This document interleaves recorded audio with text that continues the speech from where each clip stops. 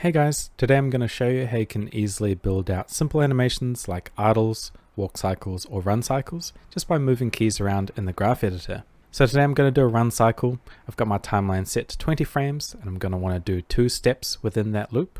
I think that'll be some pretty good pacing. First thing I'm going to do is actually just get a nice pose. Just bring the gun down. You can either go kind of upwards or downwards, it depends what you're feeling. Something like that I think should be pretty good, so I'm just going to key that.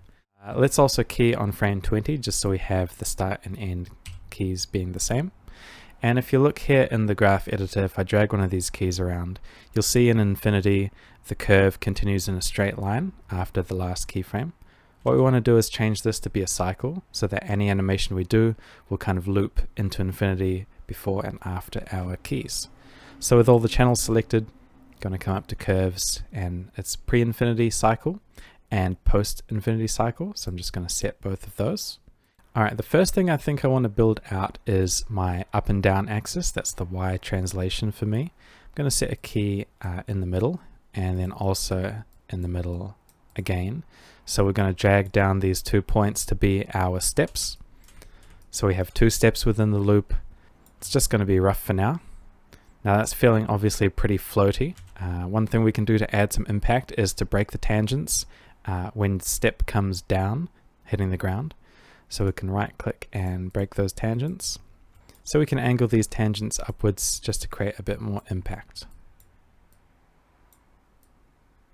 So now if we scrub through, we have that strong feeling of the bottom of the cycle as the feet hit the ground and then that reaction travels up through the arms and into the gun. Alright, I'm going to do the X translation next. I think I want to shift it to the left. So we're going to swing back and forth. Now obviously you can do it either up or down.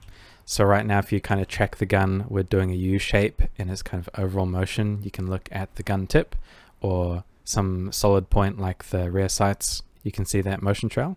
You can also do it the other way by offsetting the curve. We'll drag it across by a quarter. And that makes it an arc that goes up instead of down. Also thanks to our cycle setup in the graph editor, we don't have to have any keys earlier than our first key. It'll keep that perfect loop as long as the first and last key are identical, so we can have a nice sine wave like this, or something a bit more detailed down the line. So the Z translation is going to be my forwards and backwards. We don't want this to be too intense. Something simple to start out with. That creates a little bit of a circular motion in the movement, which is not too bad. We can also try offsetting it to see if that creates any more interesting feelings. Alright, I think I've settled on something like this. As the gun moves to the left, it also swings forwards. And then as it comes back to the right, it moves backwards. Alright, the X rotation axis is my roll. And that's going to be a good source of texture, I think. I'm just going to create a simple sine wave here. And we can try offsetting it and seeing what kind of flavor we can start to get. So that's probably a little bit inverted. We want to try something else. That's a bit better, maybe too strong. I'm just going to soften that a little bit. We could also just drag the whole thing up or down to adjust the pose ever so slightly if we need. I'm going to try lopsiding the timing a little bit, so I'll drag this key over to the left.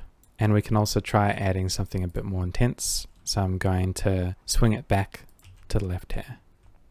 Alright, this is feeling a little bit more dynamic. So as we move to the right, we roll to the right, but then quickly settle back to the left, and then come back to a more neutral roll position. The Y rotation is going to be my yaw, so let's build that out now.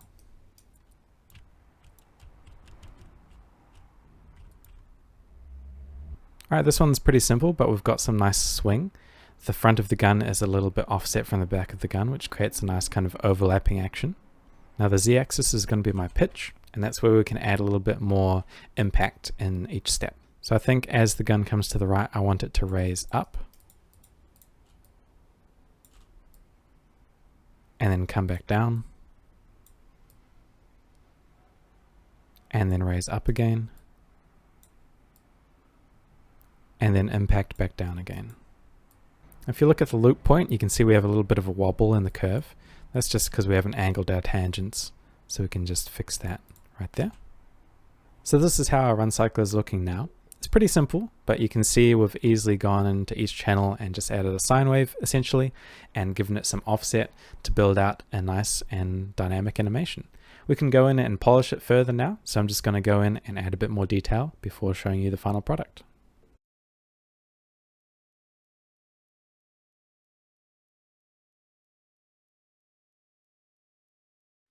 Alright, I think this is feeling pretty good. Obviously it's just a 20 frame loop, so it's not going to be the most dynamic, but I'm pretty happy with how it's turned out. It feels like it has some good variation and a nice cadence to the steps. If you check something like the rear sight, you've got this upwards arc motion in the loop, but if you look at the tip of the gun, it's a little bit more delayed. It's got that offset that gives it a slight figure 8 shape in its motion trail, and the whole thing feels nice and fluid. Hopefully I've given you a little bit of insight into how you can build out animations without having to do any posing in the viewport or any keying in the timeline. You can just move keys around in the graph editor per channel and create something that looks really good.